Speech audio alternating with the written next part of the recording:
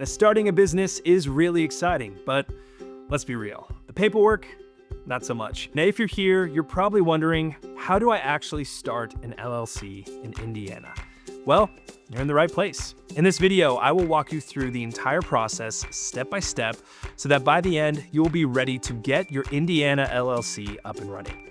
So if that sounds good, hit the like button, subscribe, and let's get started. The first things first, you need to choose a name for your LLC. But before you print those business cards, there are just a few rules to keep in mind. Indiana requires your LLC's name to include limited liability company or an abbreviation like LLC or L.L.C. I know. It also can't be too similar to other registered businesses in Indiana.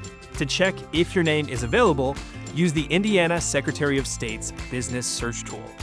If your perfect name is taken, you'll have to tweak it just a little. And if it's available, but you're not quite ready to file, you can reserve it for 120 days for just $10. Now, every Indiana LLC must have a registered agent.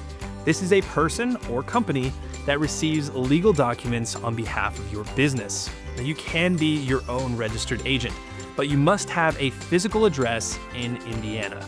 P.O. boxes do not count. If you don't want to use your home address or worry about missing important paperwork, then you can hire a registered agent service for around $100 to $300 per year. Once you've picked your name and registered agent, it's time to file your articles of organization with the Indiana Secretary of State. This is the document that legally creates your LLC, and it includes the following: your business name, your registered agent's details, and whether your LLC is member managed or manager managed. You can file online or by mail, and the filing fee is $95 online or $100 by mail. Online applications are usually processed faster, so if you're in a hurry, go that route. Indiana does not require you to have an operating agreement, but trust me, you will want one. This document lays out who owns the business, how profits are shared, and what happens if a member leaves. Now, even if you are a single member LLC, an operating agreement helps protect your legal status and keep things clear. This is like a social security number for your business. You'll need one to file taxes, open a business bank account, and hire employees. The best part is, it is completely free. So just head over to the IRS website and apply online.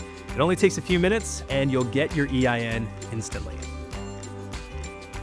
Now, not every Indiana LLC needs to register for state taxes, but if you're selling products, hiring employees, or offering taxable services, you may need to register with the Indiana Department of Revenue. For example, if your business collects sales tax, you'll need a registered retail merchant certificate. The easiest way to register is through the Indiana InBiz website. Indiana requires all LLCs to file a biennial report every 2 years to keep their business in good standing. The fee is $30 online or $50 by mail, and it's due during the anniversary month of your LLC's formation.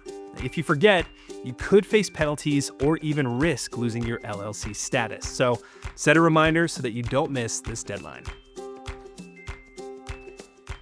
And just like that, you are all set.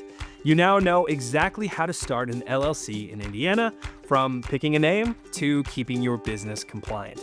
If you found this video helpful, please do us a favor and hit that like button, subscribe, but most importantly, drop a comment below if you have any questions about this process. And for more business resources, check out simplifyllc.com. I'll leave the link in the description below. Thanks for watching, and best of luck with your new business in Indiana.